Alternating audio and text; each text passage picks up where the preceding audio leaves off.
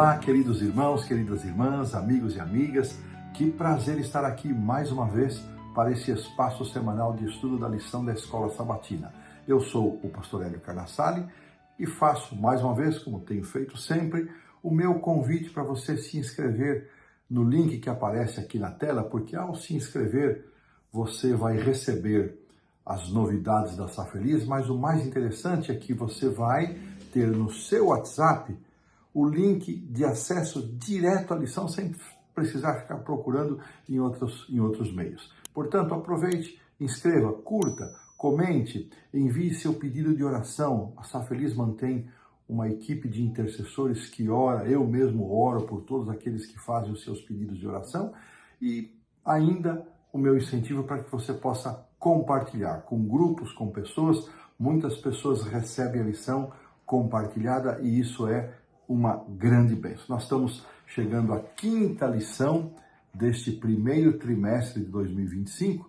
Eu espero que Deus nos abençoe, uma lição bastante desafiadora, porque ela vai tratar sobre a ira de Deus, a ira do amor divino é o título, e nós precisamos realmente da iluminação do Espírito Santo para compreender uma reação divina que parece muito estranho para nós, que é a ira, porque exatamente nós temos a tendência de medir essa ira de Deus com a nossa forma de ficarmos enraivecidos, de ficarmos irados, de manifestarmos a nossa tristeza, a nossa indignação por alguma coisa. Mas temos a promessa de que o Espírito Santo vai nos guiar a toda a verdade, vai nos iluminar, e é isso que vamos fazer agora. Vamos buscar o cumprimento desta promessa por meio de uma oração. Convido você a curvar sua fronte, a fechar os olhos para esse momento de prece. Senhor nosso Deus, nós vamos agora iniciar o estudo da lição da Escola Sabatina, que trata de um tema bastante desafiador, que é a ira divina, a tua ira. Que o Senhor nos dê a humildade, a capacidade trazida pelo Espírito Santo para podermos compreender os contextos bíblicos em que esta expressão aparece, para que possamos também, olhando para essas experiências do passado, ter a compreensão necessária de que o Senhor continua sendo um Deus de amor, de misericórdia, de compaixão, e por isso nós oramos pedindo-te esta graça e o fazemos em nome do Senhor Jesus. Amém. Na lição desta semana, que já mencionei, tem como título A Ira do Amor Divino, nós iremos verificar algumas situações bíblicas que nos ajudarão a entender ou que vão facilitar a nossa compreensão desse tema, que é um tema realmente desafiador. Vamos começar pelo Salmo 78, que nos ajudará, pela forma como Asaf, inspirado por Deus, escreveu, a ter essa compreensão. Depois nós vamos avançar para a experiência do profeta Jonas. Em seguida vamos ver Jesus nos dois episódios, nas duas vezes em que ele purificou o templo. E depois também vamos relembrar que Deus não se agrada de castigar, de punir. Deus deseja que todas as pessoas sejam salvas. E na lição da quinta-feira vamos ter aí um lembrete, um convite muito especial para que todos nós também possamos demonstrar compaixão, demonstrar misericórdia e perdão ao invés de vingança. O verso para memorizar, ele está no Salmo 78, 38, que nós vamos considerar na lição do domingo. Ele está aqui na Nova Versão Internacional. A produção pode colocar aí para nós os caracteres. Diz assim: contudo, ele foi misericordioso, perdoou-lhe as maldades e não os destruiu. Vez após vez, conteve a sua ira, sem despertá-la totalmente. 78, 38 do Salmo.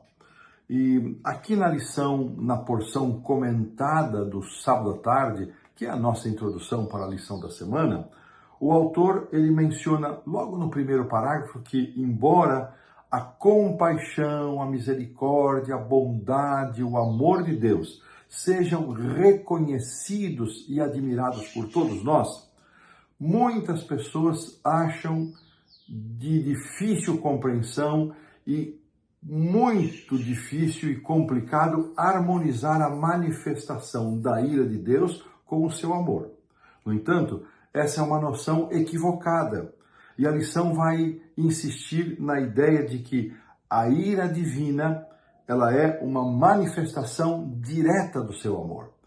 E duas vertentes são as principais nesta lição. Primeiro, a ira de Deus é sua resposta santa e paciente ao pecado.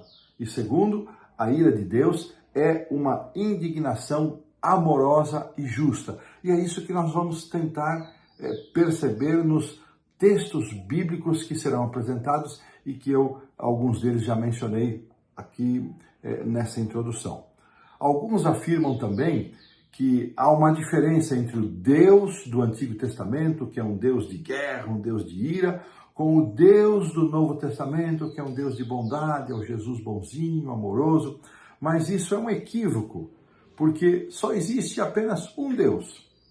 O Deus do Antigo Testamento é o Deus do Novo Testamento e ele é revelado como sendo o mesmo em ambos os testamentos bíblicos.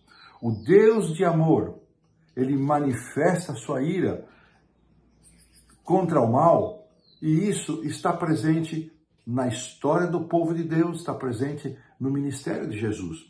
Assim que o próprio Jesus, ele expressou ira. Nós vamos ver na lição da terça-feira, deixa eu só confirmar que é terça, isso, na lição da terça-feira, nós vamos ver como Jesus reagiu a toda perversão que os sacerdotes e os líderes do seu povo estavam fazendo com uma das coisas mais sagradas, que era a simbologia, a lei das ordenanças, que instituiu os sacrifícios e em cuja simbologia apontavam para o seu sacrifício. Jesus ficou profundamente indignado, mas isso nós vamos considerar ali na terça-feira.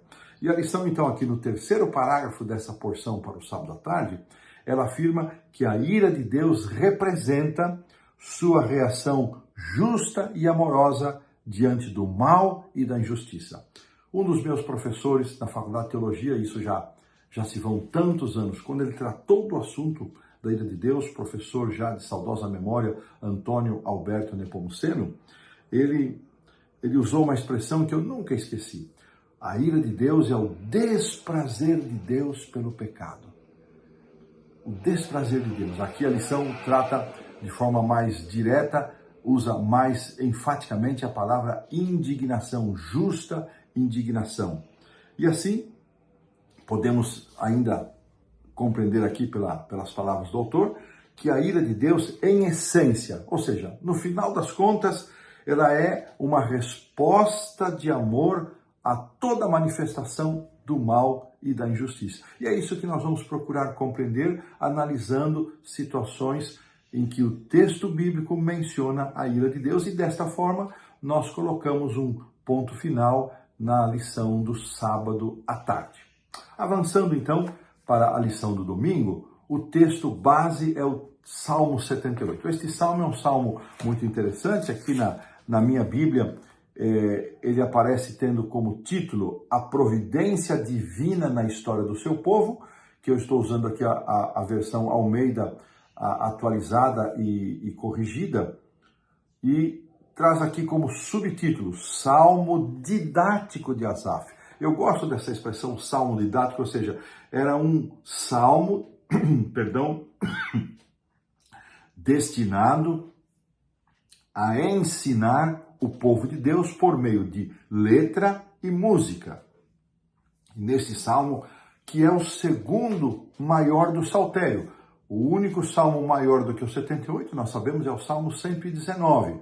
E neste salmo, Asaf relembra os grandes feitos de Deus ao longo da história do povo de Israel, e ao mesmo tempo em que ele relembra a fidelidade, a misericórdia, a compaixão e os grandes feitos de Deus por seu povo no passado, ele lembra também, e esse é um dos objetivos do Salmo, para que o povo não se esquecesse disso, a maneira como o seu povo no passado havia sido rebelde, havia pecado contra Deus, havia se afastado dos caminhos do Senhor e por sua atitude, por consequência disso, experimentava o desprazer, a tristeza, as consequências de se afastar de Deus.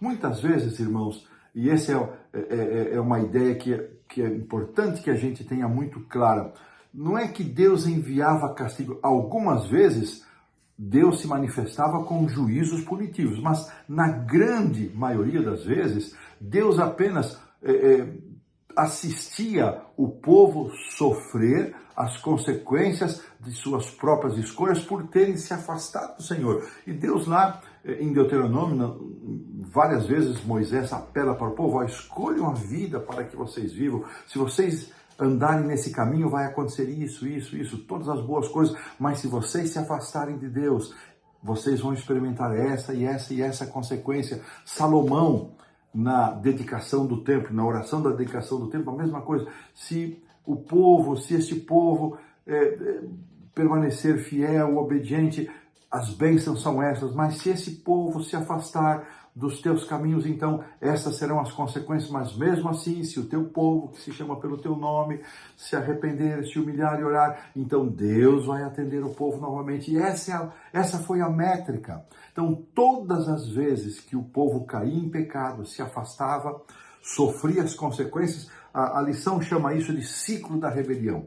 Aqui no primeiro parágrafo aparece aqui 7 passos. O povo se afastava de Deus, experimentava as consequências do seu afastamento na forma de uma invasão de um povo mais forte, que anteriormente estavam impedidos pela comunhão desse povo com Deus, pela proteção de Deus, mas ao se afastarem de Deus, perdiam a proteção de Deus. Lá sofrendo os juízos, as maldades do povo que havia invadido a terra, eles se arrependiam, clamavam ao Senhor, o Senhor os ouvia com misericórdia, com compaixão, libertava o povo para que novamente o povo viesse e fizesse coisas piores, e assim esta foi a história. Durante séculos, centenas de anos, Deus teve compaixão do seu povo, começando ali no tempo dos juízes, depois no tempo da monarquia, até que, diz o livro de 1 Crônicas 39, até que não houve, verso 38, 15, 16, não houve mais remédio, não teve mais jeito, não teve mais remédio. Deus teve misericórdia, centenas, séculos, mais de milhares de anos passando ali, e o povo se afastando de Deus, provocando o desprazer de Deus. Alguns textos são mencionados aqui para que pudéssemos ter essa compreensão. Eu vou apenas mencioná-los, não há tempo para que nós pudéssemos fazer a leitura, mas esses versos são o 7 e o 8, o 17, 18, 19, o 21 e o 22, o 31 e o 32, o 34 e o 35. Eles relatam, eles ilustram bem essa dinâmica, né? Esse ciclo esse ciclo da rebelião. Então, o verso 38, essa grande declaração de Deus, vou usar o texto que nessa versão, na Nova Versão Internacional: contudo ele foi misericordioso, perdoou-lhes as maldades e não os destruiu. Vez após vez, conteve a sua ira sem despertá-la totalmente.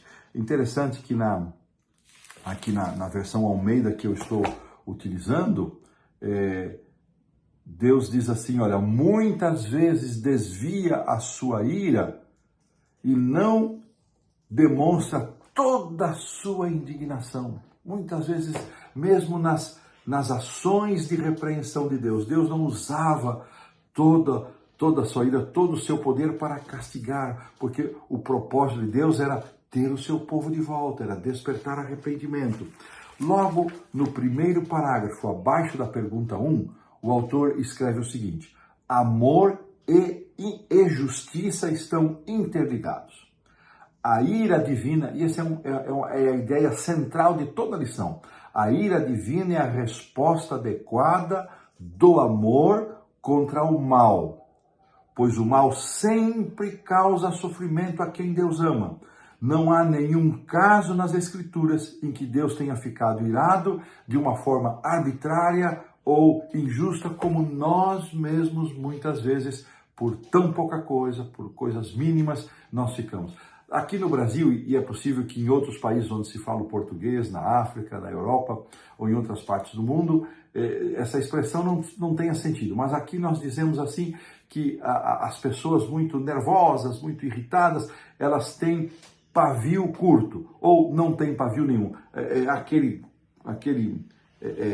cordãozinho ou um fio que está ligado a uma bomba, a alguma coisa para explodir. Então, ou a pessoa não tem pavio, ou seja, a bomba já explode de uma vez, ou tem um pavio muito curto, ou seja, queima muito rápido e explode. Aqui a lição está nos dizendo que Deus não tem pavio curto. Deus tem uma longa paciência. E no fim, longanimidade é isso, é longo ânimo, é longa paciência. Deus é misericordioso, é compassivo. Então, esta é a ideia central. Quando Deus manifesta a sua indignação, a sua ira, o seu desprazer pelo pecado, ele o faz com propósitos salvíficos, com propósitos de salvação. Dessa maneira, nós pomos aqui um ponto final na lição da segunda-feira e vamos avançar para a lição da segunda.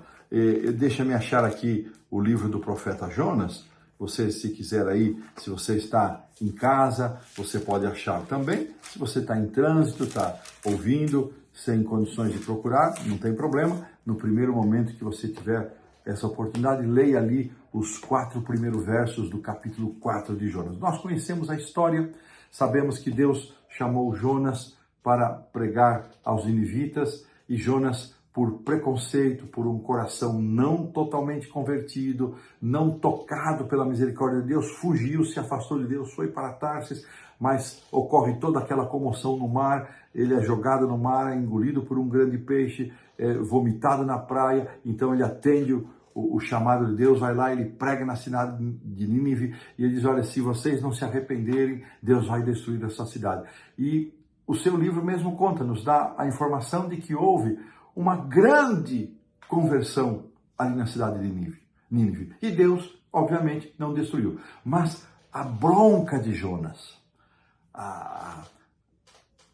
o mau humor de Jonas, a vontade de Jonas de que os assírios fossem destruídos era tão grande que ele se aborreceu profundamente quando Deus poupou o povo da destruição, quando Deus cumpriu a sua palavra de que se houvesse arrependimento, a cidade não seria punida e nem castigada. E aqui então chegamos ao capítulo 4 de Jonas, e ele então, vou ler o verso 2 e diz assim, Senhor, em sua oração, não foi isto que eu disse estando ainda na minha terra? Por isso me adiantei fugindo para Tarsis, pois sabia, olha que linda essa declaração de Jonas, pois sabia que és Deus clemente e misericordioso, e tardio em irar-se, e grande em benignidade, que te arrependes do mal. Peço-te, pois, ó Senhor, tira a minha vida, porque melhor me é morrer do que viver. E disse o Senhor a Jonas, é razoável essa tua ira? Olha que coisa interessante. Jonas tinha uma clara compreensão dos atributos e características divinas.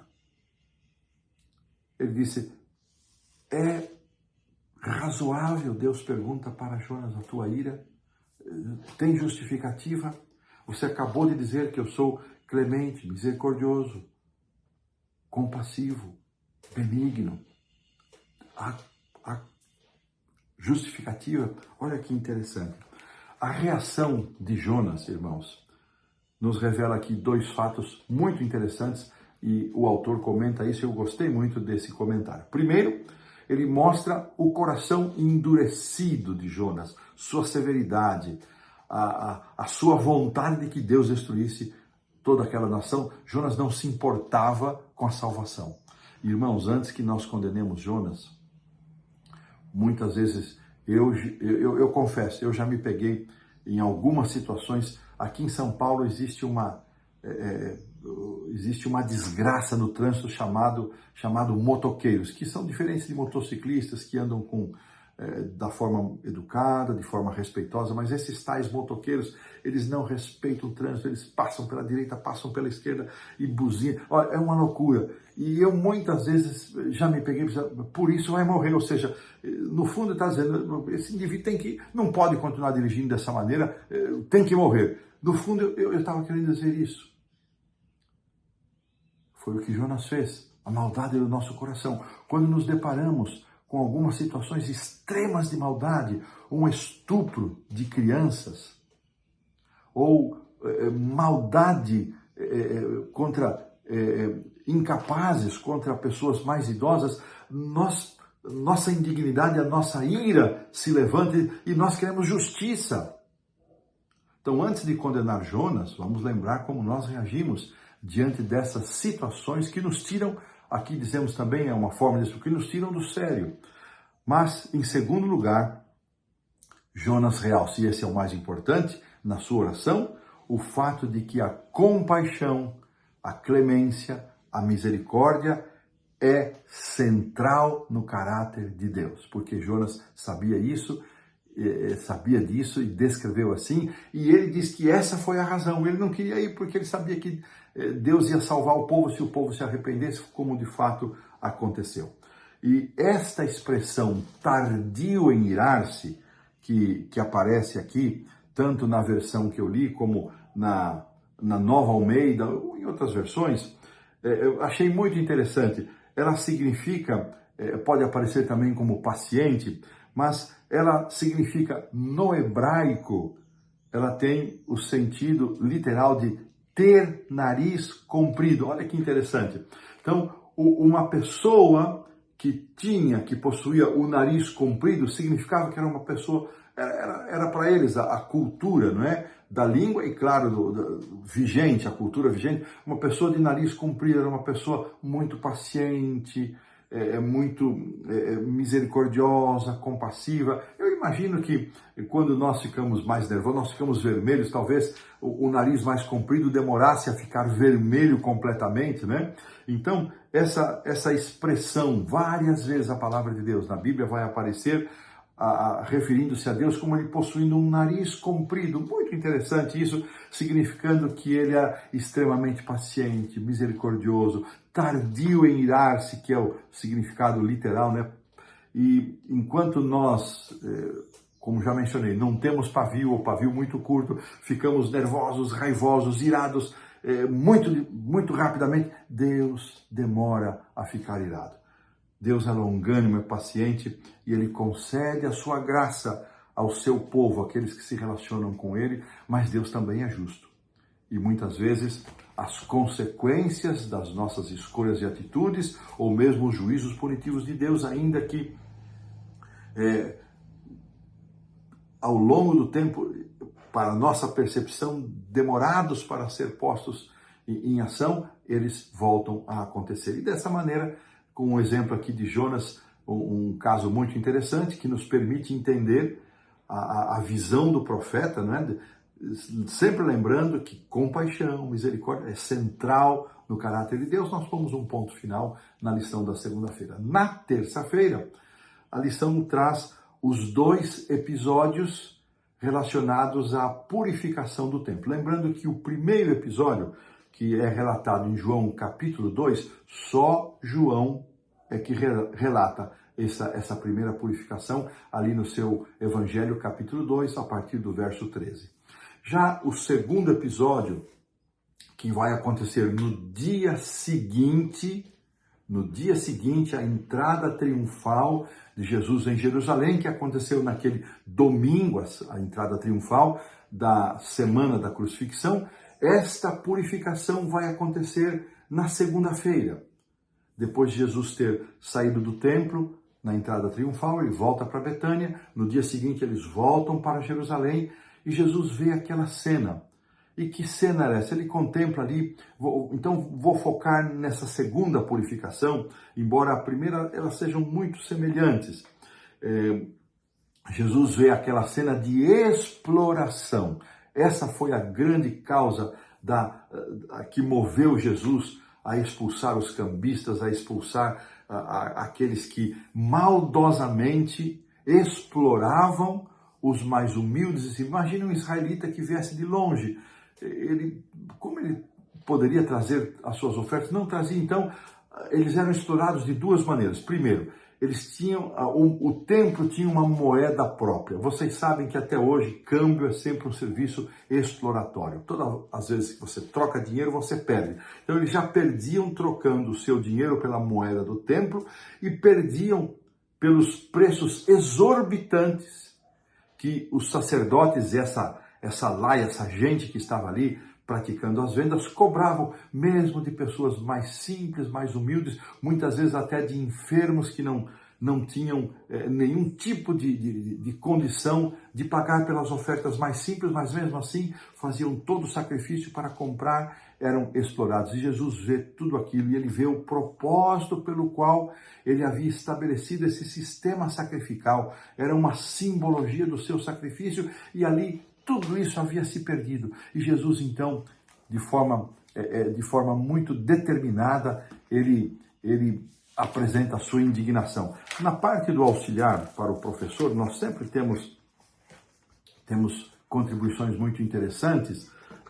O autor ele faz referência ao capítulo 16 do livro Desejado de Todas as Nações, onde Ellen White comenta essa cena, não é? Ali o capítulo chamado Corrupção na Casa de Deus, e nesse capítulo, ela argumenta várias vezes que não foi apenas o homem Jesus. Olha, isso é muito interessante. Não foi apenas o homem Jesus que realizou a purificação do templo. Nas palavras dela, a purificação do templo era uma manifestação de poder sobre-humano. Isso reforça o que eu mencionei lá na introdução. Então, nós não podemos pensar que há um Deus do Antigo Testamento, um Deus que punia, um Deus que destruiu nações, um Deus que aplicou juízos, e um outro Deus. E hoje eu estou gravando aqui de manhã, nós temos aqui companhia das seriemas novamente, são as bênçãos da natureza. Ao fundo você pode talvez ouvir aí o som dessas seriemas. É uma ave, creio que a maioria conhece, uma ave de pernas longas e muito, muito interessante. De vez em quando elas aparecem por aí com seu canto característico. Então, Ellen White faz esse comentário. Ela deixa isso explícito, que não era só a humanidade de Cristo, mas era a união do poder divino com o poder humano manifestada naquela situação. E ela ainda menciona, ao contemplar a cena, sua fisionomia mostrou indignação, autoridade e poder. E é nesse contexto de indignação que ela destaca a divindade de Cristo irradiando, se manifestando por sua humanidade. De um lado, a extrema compaixão de Deus, a sua misericórdia em favor daquelas pessoas pobres, simples, humildes, que estavam sendo exploradas. Então, esta manifestação da indignação de Jesus era para a proteção daqueles indefesos. E esse é um aspecto, todas as vezes que Deus manifesta a sua ira, ela não é só uma ira punitiva, ela é uma ira protecional. E esse aspecto, irmãos, para mim muito interessante, porque ele também chama a nossa atenção. Ele faz com que os nossos olhos sejam levados para o futuro, quando da destruição final do mal e do pecado, será também pela proteção do universo, será pela proteção daqueles que aceitaram a misericórdia de Deus e viveram em harmonia com Deus e agora vão desfrutar disso. Imagine se o mal não for destruído, imaginemos a desgraça que seria o mal surgir pela segunda vez. Então, a ira de Deus também, a indignação de Deus, o seu desprazer pelo pecado, é também um ato de proteção para aqueles que o amam. E foi o que Jesus demonstrou. Aqui no comentário da pergunta 3, aparece a seguinte expressão do autor. Jesus demonstrou um zelo piedoso, a justa indignação para com aqueles que haviam profanado o templo de Deus, transformando-o em um covil de salteadores. É uma pontuação bem interessante, bem clara, porque é que ele manifestou a sua indignação, porque haviam profanado o templo de Deus. Depois, o autor também nos ajuda a lembrar aqui que o Evangelho de Marcos faz dois registros interessantes, além deste, em que Jesus se indignou. O primeiro deles foi em relação aos seus próprios discípulos, que estavam impedindo que as criancinhas se aproximassem dele. Então isso está em Marcos 10, 13 e 14, e Jesus se indignou. Ou seja, Jesus já estava há tanto tempo com eles. Eles já sabiam do coração amoroso, bondoso, carinhoso de Jesus para com todos, inclusive para com as crianças. E quando os discípulos tentaram impedir que as crianças se aproximassem de Jesus, Jesus ficou indignado. É como se Jesus dissesse: olha, eu estou há tanto tempo com vocês, estou aqui, vocês já sabem que eu sou amoroso, mas Jesus faz essa repreensão, ele manifesta a sua indignação com seus discípulos, mas uma indignação redentiva, amorosa, para corrigir os discípulos. A outra situação, ela decorre em Marcos 3, onde Jesus foi acusado de violar o sábado quando ele curou, quando ele salvou uma vida, quando ele realizou um milagre. Vamos localizar aqui rapidamente o Evangelho de Marcos, capítulo 3. Nós vamos, perdão aqui pela demora, né?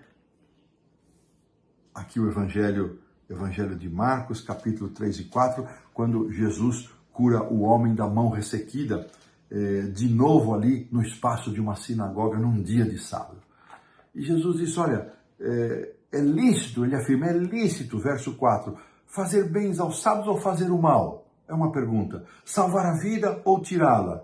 Mas eles ficaram em silêncio.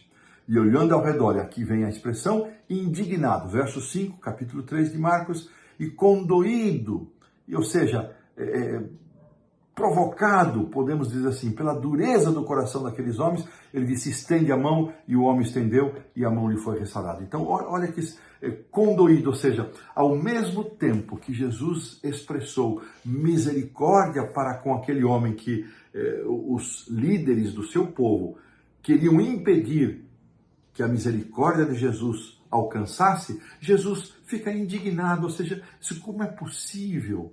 É o desprazer de Jesus, o aborrecimento de Cristo com a dureza de coração deles. Eu fico pensando, irmãos, na nossa experiência aplicando essas duas passagens de Marcos, quantas vezes nós já deixamos Deus indignado, ou porque impedimos, com o nosso exemplo, e às vezes até com atitudes, que as pessoas se aproximassem dele, ou ainda impedimos que o amor de Jesus se manifestasse, que sua misericórdia se expressasse, agindo com dureza de coração. Irmãos, que Deus nos abençoe a ter a compreensão destas passagens ilustrativas, para que possamos ter essa compreensão de que mesmo na aplicação de um juízo, que é o ato extremo, mesmo nas repreensões, a manifestação da ira de Deus, de sua indignação, ela tem um propósito redentivo, salvador. E dessa maneira, nós colocamos aqui um ponto final na lição da terça-feira, avançamos para a quarta-feira. E a lição da quarta-feira nós já vimos de forma bastante evidente na segunda lição desse trimestre, estamos na quinta, quando passamos por aqueles textos onde relembramos que Deus não tem nenhum interesse na morte do que morre, Deus não se agrada da morte do ímpio, Deus não quer que ninguém pereça. Vocês se lembram disso, tanto do Novo quanto do Antigo Testamento. E aqui a lição traz para nós um texto, eu achei realmente maravilhoso esse texto ser incluído aqui, do livro de Lamentações de Jeremias, um livro que nós citamos às vezes um ou outro verso, especialmente que as misericórdias do Senhor são novas a cada manhã. Nós gostamos desse texto, elas não têm fim, grande a fidelidade de Deus. E no contexto em que Deus está dizendo isso, ali no próprio capítulo 3 do livro de Lamentações, já estou chegando, já cheguei nele aqui, nós vamos encontrar nos versos 32 e 33, a lição traz a Nova Versão Internacional, que diz assim: não é do seu agrado trazer aflição. Aqui na minha versão que eu estou usando, a versão Almeida Revista e Atualizada, diz assim: porque não aflige, nem entristece de bom grado os filhos dos homens. E no 32, esse é o 33, o 32, porque ainda que entristeça alguém, ainda que Deus haja para repreender alguém, ele usará de compaixão, segundo a grandeza das suas misericórdias. Que coisa linda! Mesmo que Deus manifeste, como estamos estudando aqui, a sua ira, a sua indignação, o seu desprazer pelo pecado, mesmo que ele faça isso, usará de misericórdia. E ele não aflige, ele não entristece de bom grado a ninguém. Normalmente, essas intervenções de Deus, elas são intervenções redentivas, tanto para despertar naqueles que a praticam o senso de arrependimento, como para despertar naqueles que são objetos dos maus tratos, das más ações, tanto esses que são objetos dessas atitudes negativas, entender que Deus age para a proteção, que Deus age para a salvação de todos. Aqui há um texto mais, irmãos, e o autor, no último parágrafo aqui, eu vou deixar os textos de lado, mas eu quero ir para o último parágrafo que aparece abaixo da pergunta 4, e diz assim: a ira de Deus contra o mal vai resultar na erradicação definitiva e completa da maldade, e ela brota do seu amor. Mais uma confirmação do que eu comentei na lição da terça-feira. É a ira de Deus que vai pôr um ponto final em todo o pecado do universo.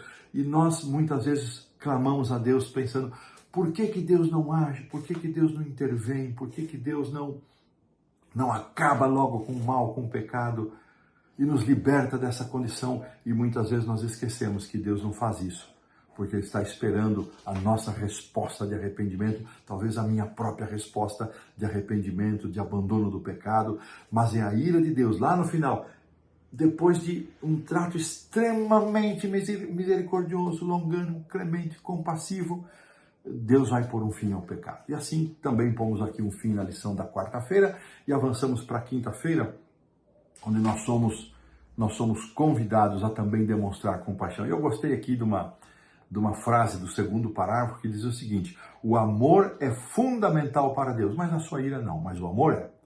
Onde não há mal ou injustiça, a ira de Deus não é necessária. No fim das contas, a ação mais amorosa de Deus, ou seja, a erradicação total do pecado do universo, também vai eliminar completamente a ira. Gostei dessa relação. A eliminação total do pecado vai também eliminar a ira. Não será mais necessário essa característica da ira divina. Isso ocorrerá porque não haverá mais injustiça e nem maldade nesse mundo. E aqui então, abaixo da pergunta 5, o autor traz o texto de Romanos capítulo 12, que na escritura de Paulo, na forma como Paulo escreveu, ele cita Deuteronômio 32, 35, e eu vou ler o texto conforme aparece aqui na lição, e diz assim: meus amados, não façam injustiça com as próprias mãos, mas deem lugar à ira de Deus, pois está escrito: a mim pertence a vingança, eu é que retribuirei, diz o Senhor. Qual é a preocupação do autor? Olhando para a reação divina embora longânima, misericordiosa, compassiva, Deus age para repreender o mal e proteger aqueles que são objetos do mal. Talvez alguns dentre nós, usando essa característica divina, essa situação, queiram tomar nas próprias mãos as ações para repreender, para erradicar o mal, e Deus então nos aconselha: minha é a vingança. Não pratiquem a vingança. Irmãos, isso vale não só para ações físicas, mas vale também, sobretudo, para atitudes morais, atitudes emocionais e, sobretudo, atitudes espirituais. Tomar a vingança nas mãos é estreitar, é eliminar, é não dar espaço para uma das mais lindas manifestações do amor de Deus, que é o perdão. Então, oremos a Deus para que Deus tire do nosso coração todo traço de rancor, de mágoa, desejo de vingança, que Deus tire do nosso coração e nos dê um coração generoso, bondoso, amoroso, perdoador. É isso que a lição apela na quinta-feira, e aqui também pomos um ponto final e avançamos rapidamente para a sexta-feira, onde nós vamos encontrar aqui de patriarcas e profetas, declarações muito lindas, e eu vou ficar aqui com a seguinte do primeiro parágrafo. No entanto, até nisso foi vista a misericórdia de Deus, naquilo que ele comentou anteriormente. Ao mesmo tempo em que ele mantinha sua lei, concedia a todos liberdade de escolha e oportunidade de arrependimento. Só foram eliminados aqueles que persistiram na rebelião. É um comentário de Ellen White sobre a cena do bezerro de ouro. Então Deus deu a todos a oportunidade de arrependimento. E essa última frase, só foram eliminados aqueles que persistiram na rebelião, nos ajuda a entender que Deus, entristecido, indignado, Moisés indignado, quebra as duas tábuas da lei no próprio bezerro, e muitos se arrependeram, se deram conta do mal que haviam feito, mas alguns persistiram. E somente esses, porque aqui havia liberdade de escolha, somente esses que insistiram, eles sabiam, é que se manifestou as consequências do seu afastamento de Deus. E aqui o último parágrafo, duas linhas, o amor não menos que a justiça exigia que o juízo fosse aplicado sobre esse pecado.